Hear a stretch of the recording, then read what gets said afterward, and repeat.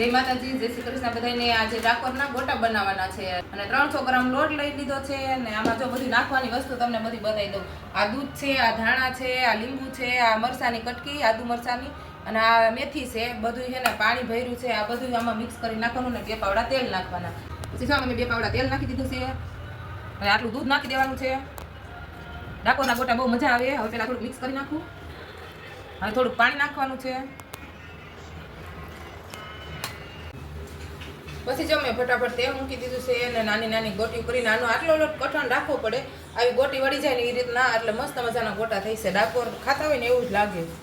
તૈયાર થઈ ગયા છે મસ્ત મજાના અને સ્વાદમાં બહુ સરસ છે। લોટમાં બધો મસાલો નાખેલો આવે છે અને આ ગોટા છે ને ચટણી હારે નહીં ખાવાના, દહીં હારે જ ખાવાના। કેરી સુધારીને રાખી દીધી છે। કોમેન્ટ જરૂરથી કરજો, તમે ડાકોર ગયા હોય ને પણ ગોટા ખાધા છે, એટલે તમે ગયા હોય ઘરે બનાવે તો કોમેન્ટ જરૂરથી કરજો અને અમારો વિડીયો કેવો લાગ્યો એ જરૂર કોમેન્ટ કરજો।